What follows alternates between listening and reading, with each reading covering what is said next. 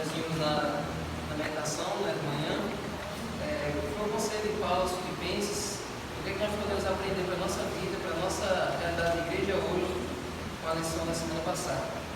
Então vamos lá para Filipenses 2, verso 2, que é o verso para memorizar a lição.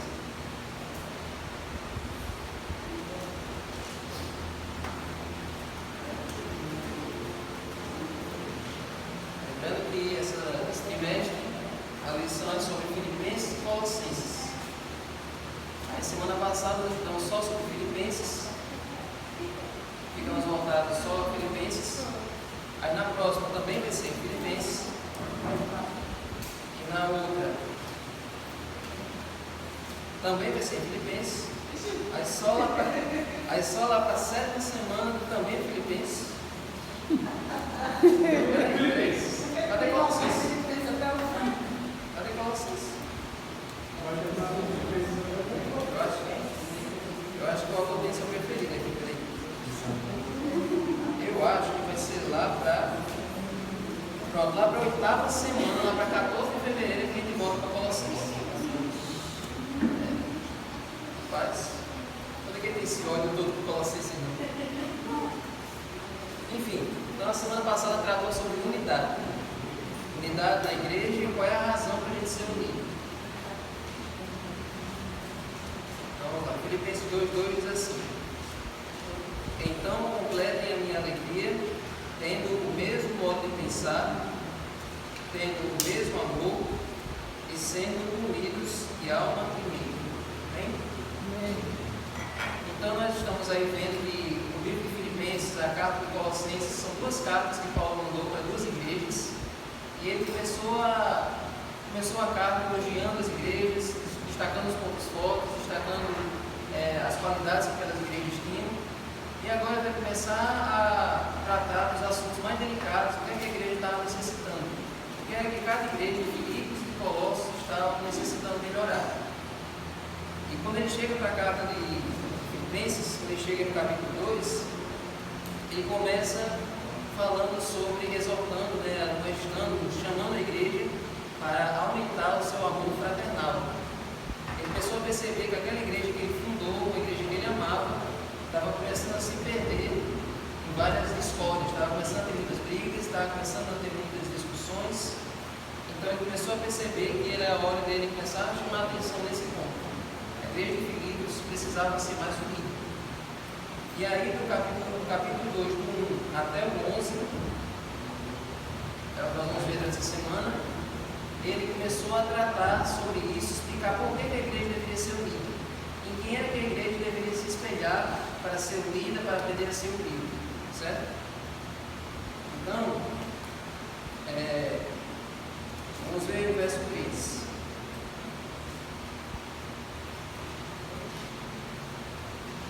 Não façam nada por interesse pessoal ou vaidade, mas por humildade, cada um considerando os outros superiores a si mesmos. Então essa palavra interesse pessoal é a mesma coisa que ambição egoísta, a mesma coisa que pensar apenas em si. Então Paulo percebeu que muitos ali estavam começando a agir dessa maneira. E aí ele começou a chamar a atenção nesse ponto.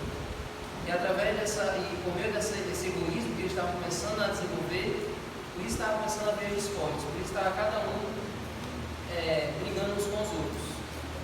Porque uma igreja, um lugar onde cada um só pensa nele mesmo, não tem como se unir, não tem como essas pessoas se virarem amigas, porque cada um só está pensando nele mesmo, está pensando no bem do grupo.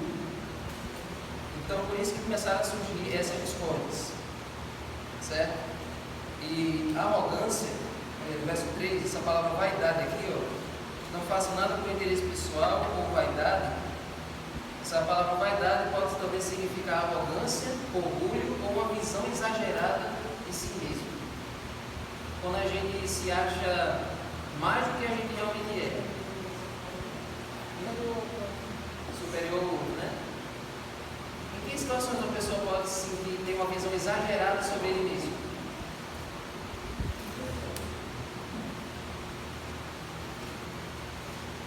Ou se leva no céu.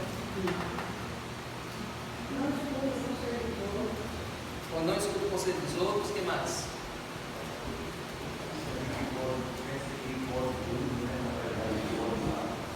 Pensa que está por cima, pensa que pode todas as coisas, né? Que não tem regras para ele, tem regras para os outros, mas não tem para ele. Enfim, esses problemas que Paulo estava começando a perceber, certo? E aí agora, esses conselhos que Paulo deu para os filipenses, ele dava para as outras igrejas também, não era só para essa igreja aqui. A igreja de Corinto era a igreja que precisava ouvir isso, a igreja da Galácia também precisava ouvir isso, certo?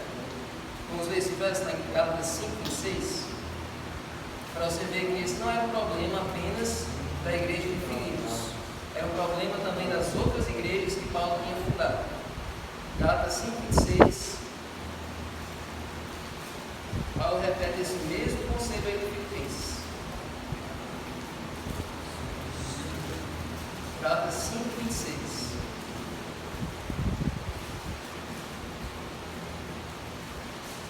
Diz assim: não nos deixemos possuir de vanglória, provocando uns aos outros, tendo inveja uns dos outros. Olha aí. O que é vanglória? Essa palavra vanglória, vocês acham que é o quê? Se achar, né? Exatamente. Oi?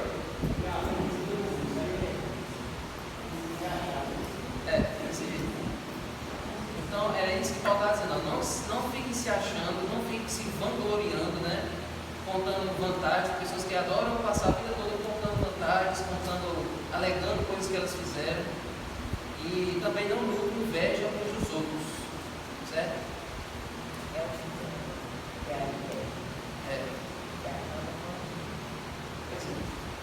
Agora, gente, nós falamos aqui sobre a arrogância, falamos aqui sobre o orgulho, né? Qual é a diferença entre você ter uma boa autoestima e ser orgulhoso, ser arrogante? O que é que separa um arrogante de uma pessoa que tem uma autoestima? Como é que a gente pode evitar passar de um extremo para o outro? Porque eu posso ter uma boa autoestima e não ser arrogante, né? Qual é a diferença? Como é que a gente pode evitar passar por esse extremo da arrogância?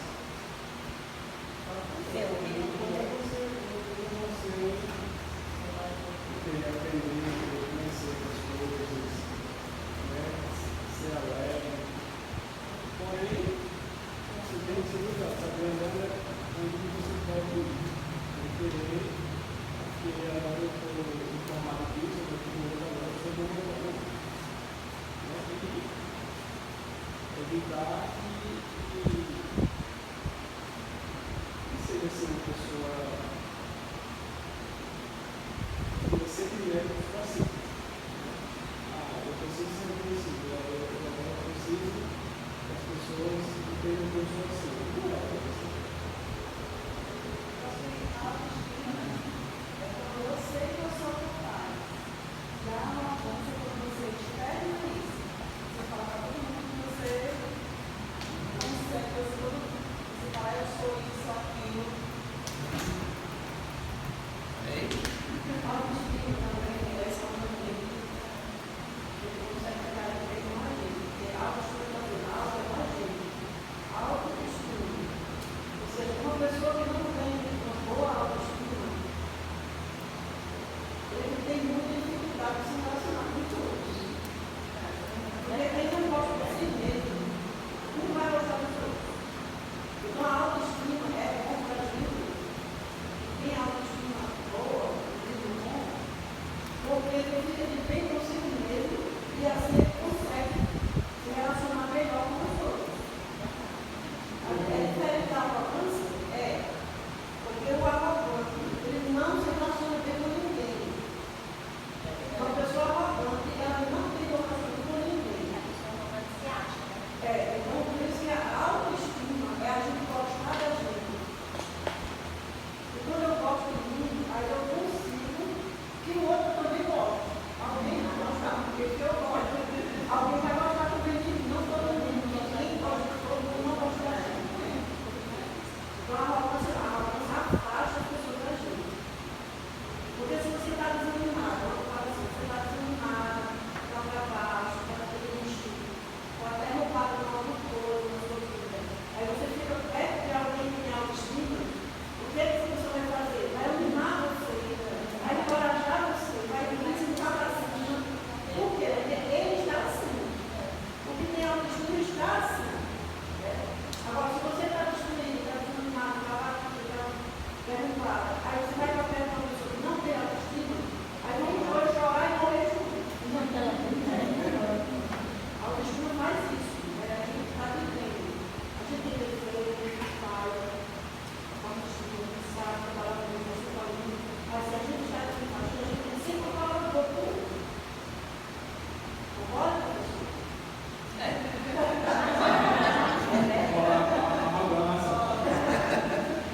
Pois é. Então, tudo depende do efeito e do resultado que isso causa nos outros, né?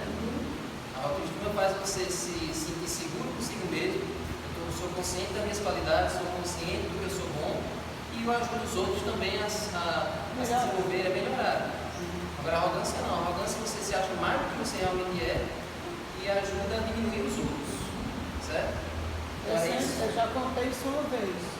Alguns anos atrás, quando eu entrei na igreja, tinha um jovem da igreja, não era nem da central, nem, sabe, era do distrito aqui, que ele, tipo, diminuindo assim a capacidade de outros fazer evangelismo. Era no Caleb, e assim ia começar os Caleb.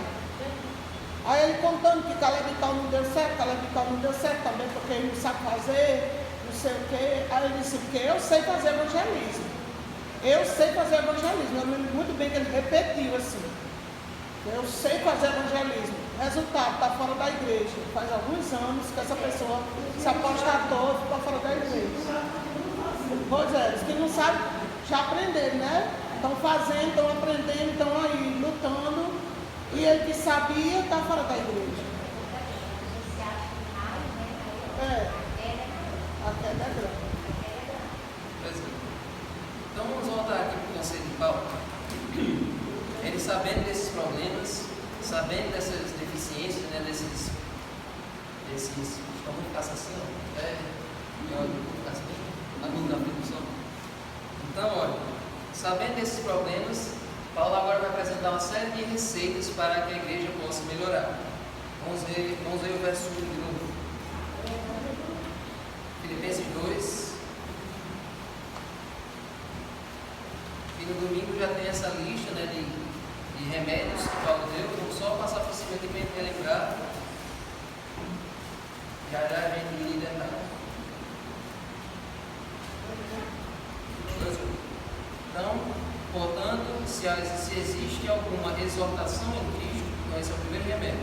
Exortar em Cristo. Daqui mais para frente ele vai mostrar o exemplo de Cristo. Vai dizer assim, olha, vocês querem ser humildes, vocês querem ser mais unidos, olhem para Cristo. Então o primeiro remédio Paulo já dá aqui, exortar em Cristo. Ele usa Jesus como exemplo, aqui mais na frente. Aí o segundo remédio, alguma consolação de amor, ou seja, consolar com amor. E Jesus disse que esse era o remédio que faria a igreja ser conhecida. Essa era a característica que faria a igreja, cada discípulo dele ser conhecido. Nisto conhecerão que sois meus discípulos, se tiverdes amor uns pelos outros. Esse é o segundo remédio. E o terceiro é alguma comunhão do Espírito. O terceiro remédio para a igreja ser unida é ter comunhão do Espírito Santo. Todos vocês lembram que antes de Jesus voltar para o céu, enquanto Jesus estava naquele ministério dos 3 anos e meio, todos os dias os discípulos ligavam. Todos os dias os discípulos discutiam. Quem era o maior? Quem era o maior, quem é que ia sentar à direita e à esquerda de Jesus, quando Jesus voltasse, que sou rei. Todo dia tinha uma briga, todo dia tinha discussão, todo dia tinha um se galfinhando ali. Mas aí, quando Jesus voltou para o céu, eles passaram 10 dias num lugar fechado, orando e pedindo que o Espírito Santo fosse derramado. E a partir daquele momento que o Espírito Santo foi derramado, nunca mais houve isso. A igreja ficou unida, ficou poderosa. Cada pregação que os apóstolos faziam, 3.000 pessoas. 3.000 pessoas, 5.000 pessoas batizando. Então, exaltação em Cristo, consolação de amor, comunhão do Espírito Santo e o que mais? Se há profundo afeto. E sentimento de compaixão. Hã? Entranhados afetos. Entranhados afetos. Na minha também Profundos diz. afetos, entranhados afetos. Entranhados afetos. Ou seja, se todos nós estivermos entranhados em afetos com os outros. Então, a gente precisa seguir afeto com cada um dos que vão ver. Esse é um desafio que todos nós precisamos exercitar. Porque essa é a melhor família que nós temos. Porque a família de sangue, acho que a maioria de nós na família de sangue, talvez não seja da igreja. Salvo algumas pessoas, né? Mas a maioria, a família de sangue não concorda com a fé. Eu acho que é aliado, né? Que tem mais gente da família na igreja. Tem poucas famílias aqui em Distrito que a maioria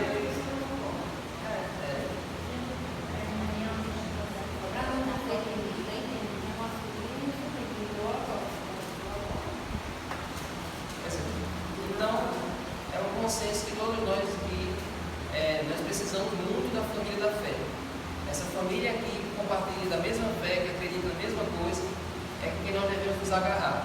Porque vai chegar um dia que todos nós vamos ter que fugir, né? Vamos ter que fugir da perseguição e nós vamos poder contar uns com os outros e com o poder de Deus. Então, desde já nós temos que estar entranhados em fé. Exatamente. Virar o nosso É os inimigos. primeiros que vamos entregar. Então, além de estar entranhados em fé, a outra coisa é ter sentimento de compaixão. É uma coisa que todos nós precisamos exercitar. Muitos cristãos não têm compaixão, não têm misericórdia. Infelizmente, temos que exercitar isso.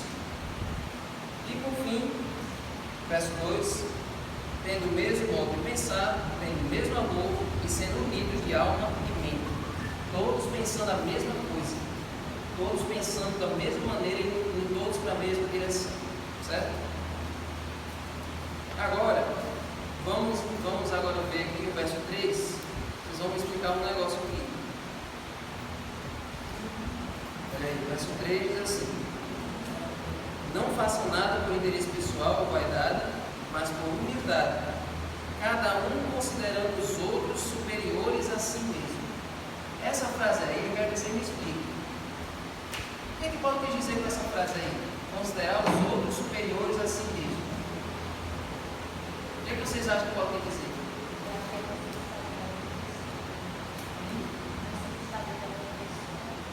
Não se desfazer do próximo.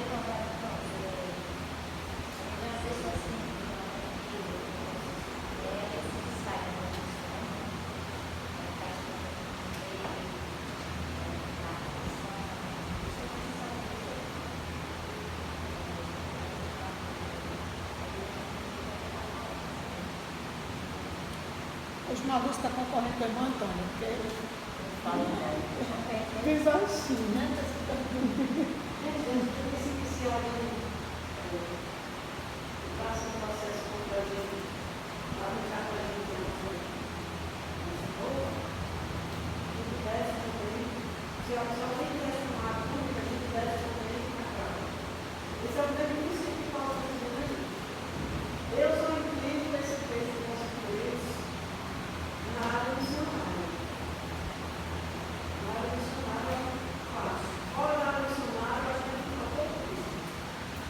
Pode ser que você pode pedir que a pessoa pensar assim: eu não vou mais pensar em mim, vou pensar apenas nos outros.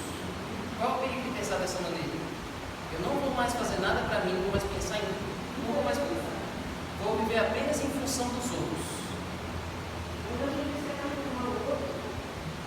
Assim como a gente amar o próximo, a gente não é para o próximo assim da gente. Por isso que eu entendo esse verso 3, nação missionária. Porque nação missionária, a gente investe no outro, que a gente já está seguro. Porque nas coisas materiais, não adianta a gente fingir, porque a gente não faz isso. As coisas materiais, a gente doa, a gente ajuda.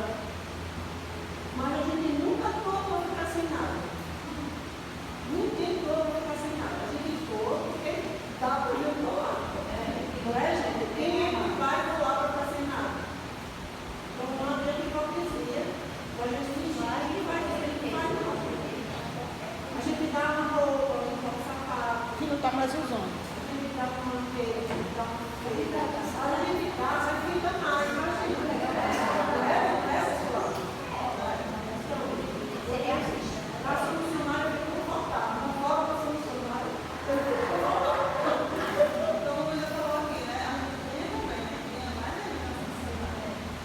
Dando que se recebe. Mas Sim. também quando você pensa no próximo, geralmente as pessoas que são mais ou menos boas de coração, né, tem muita gente boa na terra, mas ninguém é perfeito, lógico que não, né? Aí tem pessoas que estão ruins, né? Então tem outras pessoas que são boas. Sempre as pessoas boas, mesmo que ela dê, que vai na cultura, que vai dar tudo, que vai ter o bem que faz pelo próximo, Deus vê e nunca falta para aquela pessoa. Também igual o ditado, quem está com a mão esconde a outra, o outro não sai, né? E nunca falta.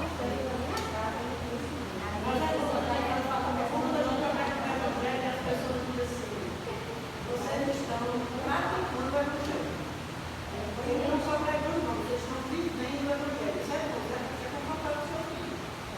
Mas quando a gente doa, como é que a gente doa ali no valor de R$2.000, de brindes, de cesta básica, de assistência de novo, que a gente doa o Evangelho, mais pessoas doam. Isso é viver o Evangelho. Vocês estão vivendo e praticando o Evangelho. Sim, mas até a gente acontecer essa lei, Considerar os outros Eu indicadores. já acho o seguinte, que, por exemplo, por mais que a pessoa cante bem, mas eu vou só dizer assim, mas eu acho o irmão fulano canta melhor do que ele. Agora, Por mais que a pessoa tenha palavras para pregar, tipo, eu acho as pregações de Ariado melhor do que a minha. As pregações de Ariado, tudo eu me lembro, a minha eu não me lembro. agora a gente tem que ter esse pensamento, mas ao mesmo tempo não dizer que eu prego mal, como eu canto Não, mal, não é. não Aí eu presta acho nada, absurdo. não vale nada. A gente não deve pensar negativamente sobre si mesmo. Mas é importante a gente sempre pensar que tem gente melhor do que eu. Tem pessoas que são melhores do que eu. Eu não sou a referência disso aqui. Eu não sou o melhor nisso aqui. Mas eu sou bom no que eu faço. Eu tenho noção de que o que eu estou fazendo é bom, mas em nenhum momento eu devo pensar que eu sou o melhor. Entendeu? eu acho que nesse daí é bom, é confortável. Essa experiência é confortável, de virar a vida para os outros talentos. Esperando os outros superiores os novos talentos, né? Aqui na. Vou logo adiantar o negócio da quarta-feira. Agora que estou tocando nisso aqui. Aqui fala daquele. Você já ouviu falar no ditado chamado Muhammad Ali? Alguém já ouviu falar desse nome? Não, você não, peraí. Ele foi o maior lutador de todos os que você já viu. Ele chegava e dizia muitas vezes assim: eu sou o melhor, eu sou o maior. E ele lançou aqui um álbum que o nome era Eu Sou o Maior. Ele não tinha modéstia nenhuma. E um jogador de futebol que você deve conhecer, ele também já declarou muitas vezes: eu sou o melhor. Ele já disse. Não, ele dizia: eu sou o melhor jogador. Achei legal que uma vez eu estava dando entrevista, botaram Coca-Cola assim na frente dele para ele tomar. Ele pegou, tirou a Coca-Cola e puxou a garrafa d'água. Eu achei isso daqui. Também ele deu dinheiro. Eu não toma não, Coca-Cola. Pois é, a gente deve reproduzir. A gente deve reproduzir um pensamento desse, uma fala como essa. Ele depois justifica essa fala. Diz: não, eu disse isso porque a gente tem que pensar assim, tem que pensar que a gente é o melhor. Mas de acordo com a Bíblia, essa não é a maneira certa. Você não deve afirmar ser o melhor daquilo que você sabe fazer. Considerar os outros superiores a si mesmo e estar ciente das suas qualidades. Exatamente. Porque tem gente melhor que ele. É isso mesmo. Com certeza. Se você é melhor, pode ser Se melhor. vai haver uma pessoa que faça uma determinada coisa melhor que você. Deixa os outros dizerem se é bom. Você acha? Deixa os outros falar. Essa é a questão. Pronto, é que nem no concurso de militar, uma coisa que eu acho assim errada, assim, essa mulher é a mulher mais bonita do mundo. É nos seus olhos, mas nos olhos do outro. É o outro. Ninguém mais lindo. E para Deus Ela é muito linda. ele não tinha outra. Então, não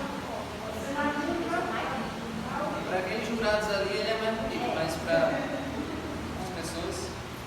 E olha só, aqui só traz um detalhe interessante.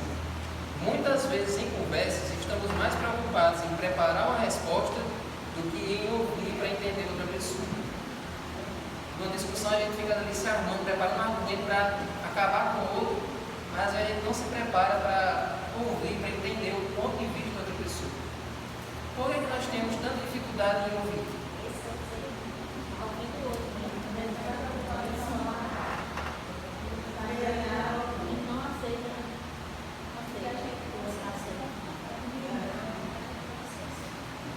Eu não aceito ser confrontado. superior. Hã? Aí na parte do superior. Você quer mostrar que você tem mais conhecimento que aquela pessoa.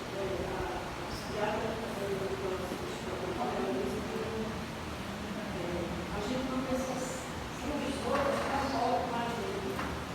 Nem a gente precisa concordar com o outro para poder se relacionar e conversar.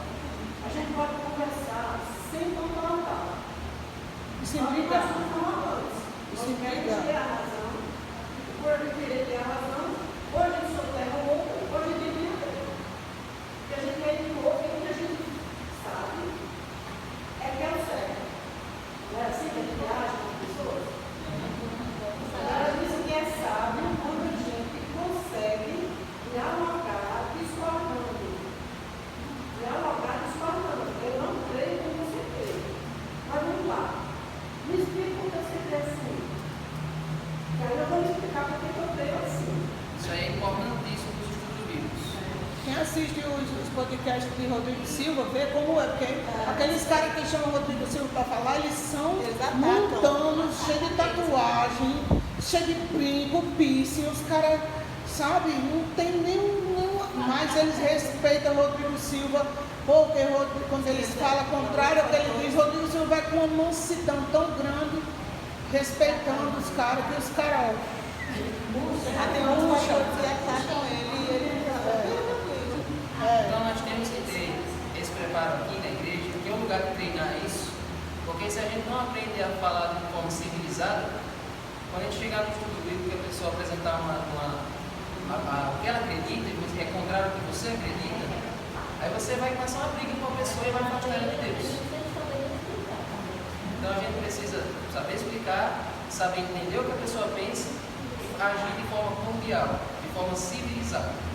Guarda essa palavra, nós temos que ser civilizados. Porque todos nós temos aquele instinto animal dentro de nós que quer partir para a briga. Nós temos que domar esse a animal. onça preta, sempre querendo, né? Conhecer a onça preta. Que cada um esteja pronto para ouvir, mas seja tardio para falar e tardio para ficar irado. Tiago 1,19.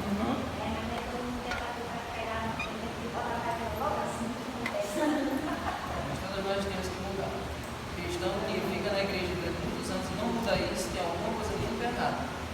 Jesus ele decide fazer essa transformação em nós, mas a gente tem que deixar. Tem gente que gosta de ser assim e não quer mudar. Aí essa pessoa está É o que escolhendo. Gabriela, eu nasci assim, eu cresci assim, eu vou sempre ser sempre assim, Gabriela. Né? é a música. É uma novela que houve antes, muito tempo antes de você nascer. Então, gente, essa é a questão. E olha só, tem uma história aqui sobre um manicômio, certo? E nesse manicômio, o visitante chegou lá para conhecer esse hospital psiquiátrico, né? E ele percebeu que havia apenas 3 guardas guardando 100 loucos lá no manicômio. Só 3 guardinhas guardando ali os 100 loucos. E aí ele perguntou, por que vocês não têm medo que essas pessoas matem os guardas e fujam? Aí ele disse assim, não, porque os lunáticos eles nunca se unem. Os lunáticos loucos eles não se unem. Eles não se juntam. Se o lunático fizesse colasse um plano para fugir, dá certo. Mas como ele não se entende, como ele não se junta, como ele não se agrupa, pode botar só 3 guardinhas ali que já dá conta. Cada um tem uma teoria, cada um tem uma. Pois é. Então, o que é que nós somos? Nós somos um grupo de lunáticos ou um grupo de pessoas que têm juízo? Então nós temos que ter isso. Então, gente, agora, Paulo vai começar a desenvolver aqui uma ideia, uma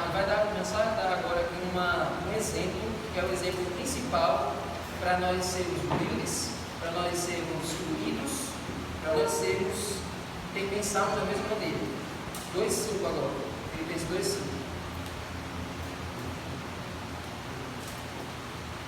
Essa carta de Filipenses, Paulo foca muito nos pensamentos. Ele tem vários versos. Paulo ele vai focar muito no que a gente está imaginando, no que a gente está pensando e como isso se externa nas nossas ações. Como isso influencia a gente. Como isso influencia a gente, exatamente.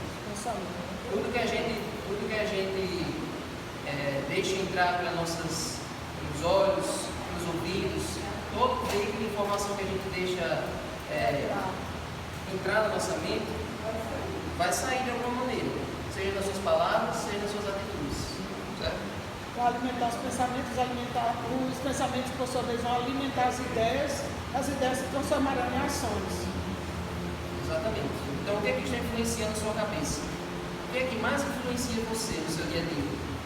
Pensa aí, o que é que mais ordena o meu jeito de ser?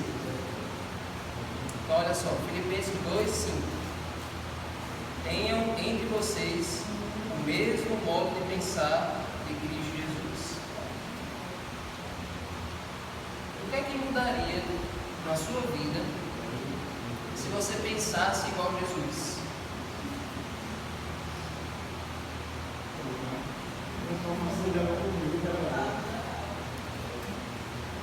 O que é que você acha que ia mudar no seu estilo de vida, no seu cotidiano, se você pensasse igual a Jesus em todas as situações?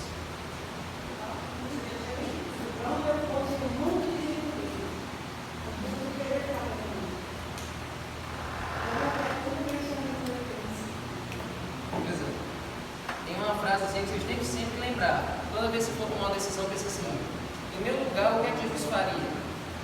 Nessa decisão aqui, nessa situação complicada, nesse momento aqui, o que é que Jesus faria no meu lugar?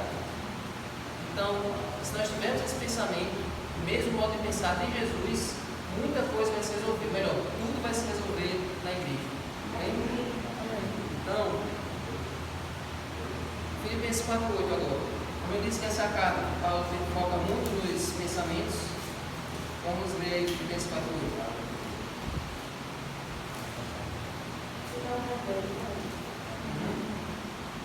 Agora Paulo vai dizer exatamente o que é que a gente deve pensar. O que é que Jesus pensa?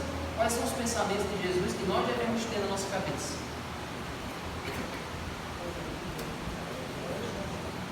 Diz assim: finalmente, irmãos, tudo que é verdadeiro, tudo que é respeitável, tudo que é justo, tudo que é puro, tudo que é amável, tudo que é de boa fama, ou seja, de bom caráter, né? Se alguma virtude há e se algum louvor existe, seja isso que ocupe o vosso pensamento. Verso 4.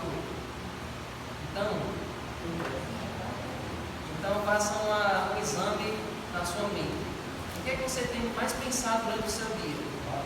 São coisas louváveis? São coisas que têm boa fama? São coisas que são verdadeiras? São coisas que são puras? Ou a sua mente está cheia de coisas erradas? Então nós temos que pedir a Deus, pedir a Jesus, para que Ele faça na nossa mente o que Ele fez lá no templo naquele dia. Jesus chegou lá no templo e expulsou os comerciantes, expulsou ali, tirou toda aquela bagunça e transformou o templo num lugar novamente, um lugar de oração. E nós possamos pedir a Jesus para que Ele faça essa faxina cerebral em nós. Amém? Então agora nós vamos para um dos textos mais poderosos da Bíblia. O maior exemplo que nós devemos seguir para sermos humildes está aqui. Filipenses 2, agora, verso 5.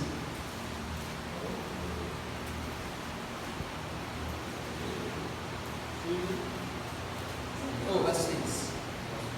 Mas tem que começar do 5, para pegar o fio da meada. Tem que começar do 5.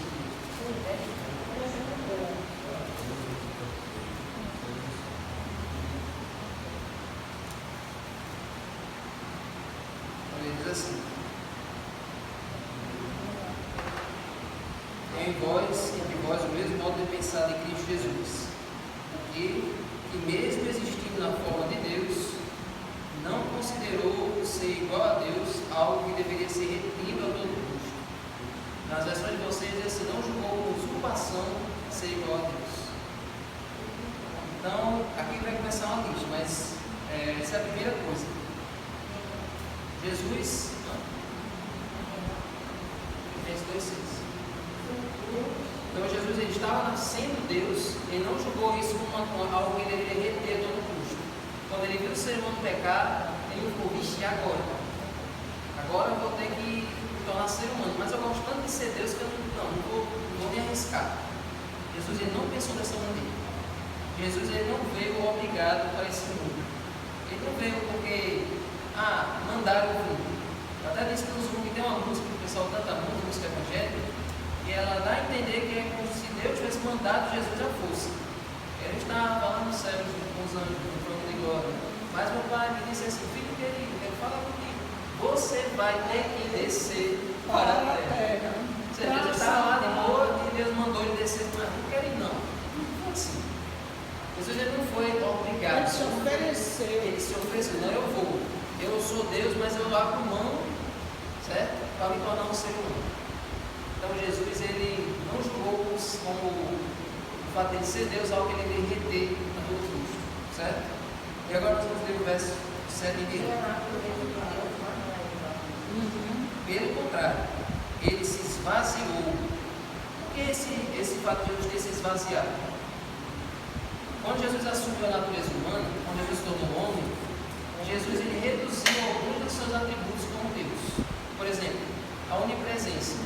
Jesus não estava mais presente em todos os lugares. Ele estava ali no corpo humano, estava restrito ali no corpo humano, mas não estava mais presente em todos os lugares. A outra coisa, a onisciência. Teve algumas coisas que Jesus evitou de saber enquanto ele estava no corpo humano. Por exemplo, o dia da sua volta. O que é que diz lá em Mateus 24:36?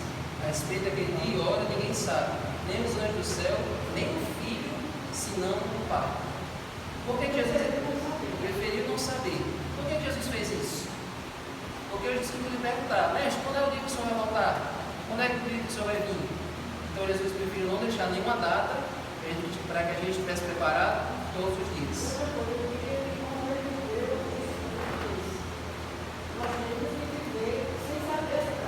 Exatamente.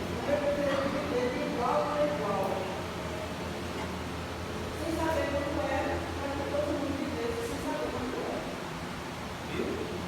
Então Jesus ele se rebaixou o nível de um ser humano. Mas aí quando Jesus voltou para o céu, aí Jesus agora, desde que ele voltou, ele sabe o dia da sua volta. E a outra coisa era a sua onipotência. O poder que Jesus tinha para operar os milagres, para fazer tudo que ele fazia no seu dia a dia, ele conquistava esse poder, ele ganhava esse poder através da oração que ele fazia à noite. Toda noite ele se entregava a Deus, mostrando dependente de Deus, do Pai, para que ele pudesse realizar os milagres que ele fazia durante o dia. Ele recebia o batismo diário do Espírito Santo para então parar no meio do trabalho, no meio do seu ministério. Ele nunca fez nenhum milagre para si mesmo, sempre em prol dos outros, certo? Colocando em prática até o que Paulo disse, considerando os outros superiores a si mesmo.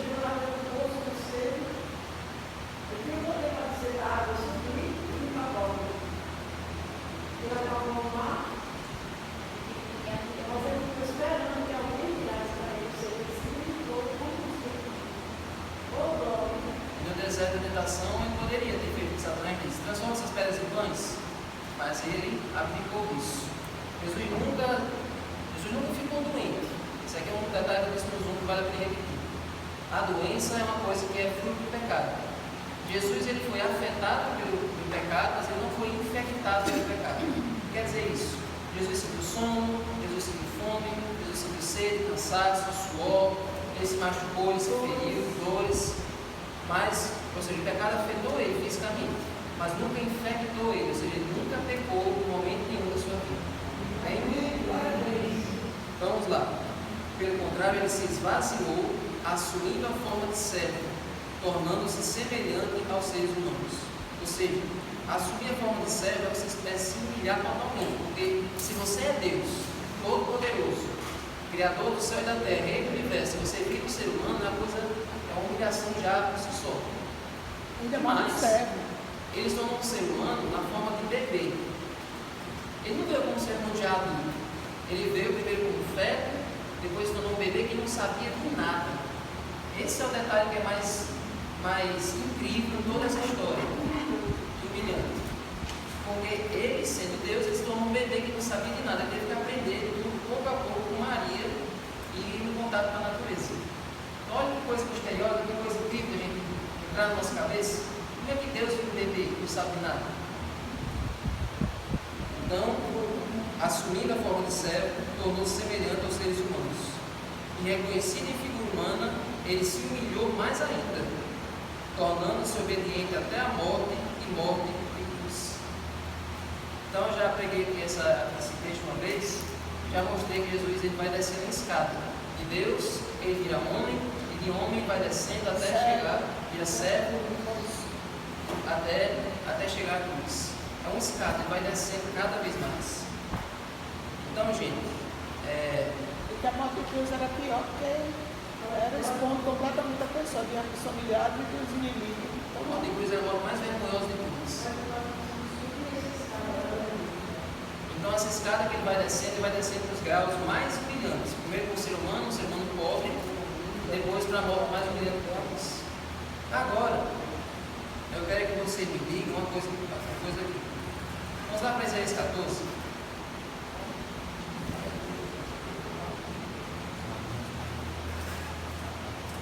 Vocês vão me dizer o contraste aqui entre esse texto que a gente leu e esse outro aqui.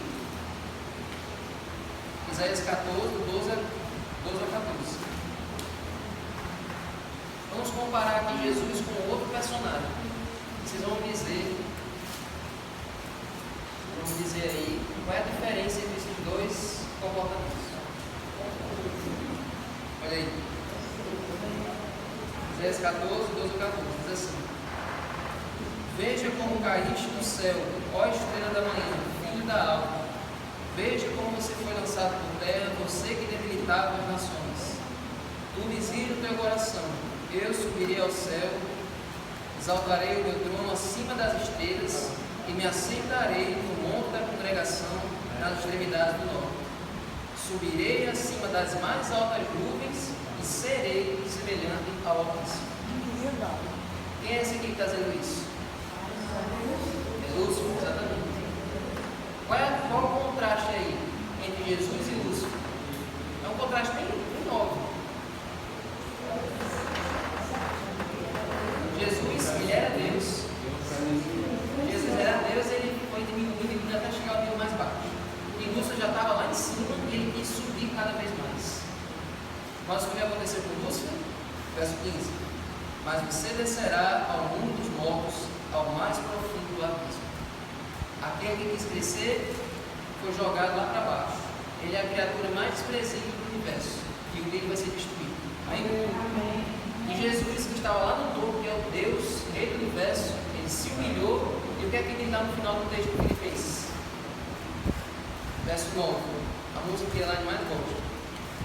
Por isso também Deus o exaltou sobremaneira. Ele deu o nome que está acima de todo nome, para que ao nome de Jesus se dobre todo o joelho do céu, da terra e debaixo da terra, e toda a língua confesse que Jesus Cristo é Senhor, para a glória de Deus Pai. Amém. Está vendo aí? Esse é o segredo para nós sermos unidos. Esse é o segredo para nós sermos unidos. Olha aí, o Antônio lembrou do verso. Aquele que se humilha será exaltado, aquele que se exalta será humilhado. Quem é que você tem confiado? Quem é que você tem imitado no seu dia a dia? Qual é o comportamento de qual dos dois você está seguindo? Você está seguindo o exemplo de Lúcifer ou você está procurando seguir o exemplo de Jesus? Que nós possamos, como igreja, olharmos para Cristo, olharmos para o exemplo de humilhação que ele teve, pensarmos nos outros, e assim um dia Jesus vai poder colocar a coroa da vida sobre nossa cabeça, e assim ele vai cumprir isso que ele prometeu. Amém? Vamos ficar de pé.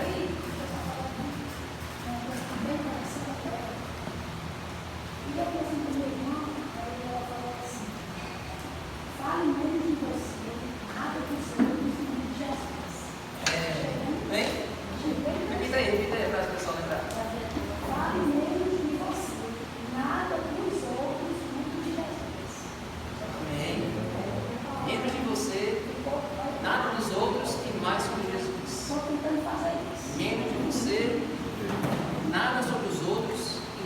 mais sobre Jesus. Coloque isso na sua cabeça. Nossa cabeça. Amém? Senhor Deus, muito obrigado, Senhor, por essa lição maravilhosa. Obrigado, Senhor, pelo teu exemplo que o Senhor deixou. Quão distante nós estamos a seguir esse mesmo trajetório que o Senhor fez. Nos ajuda, Senhor, a tentarmos pelo menos nos parecer com isso. A não acharmos que somos melhores, não acharmos que somos os mais capacitados, mas que possamos, Senhor, pensar que o outro também precisa da nossa ajuda, que o outro também tem suas qualidades, e juntos nós devemos crescer em humildade, em carinho e em amor uns pelos outros. Amém. Por favor, Senhor, nos ajuda a nos ter até o mesmo pensamento que o Senhor tem, até o mesmo amor que o Senhor sente pelas criaturas. Que possamos, Senhor, espelharmos as nossas atitudes, as mesmas atitudes que o Senhor teve aqui na terra. Por favor, Senhor, nos ajuda a pensar com o coração igual ao teu, em nome de Jesus. Amém.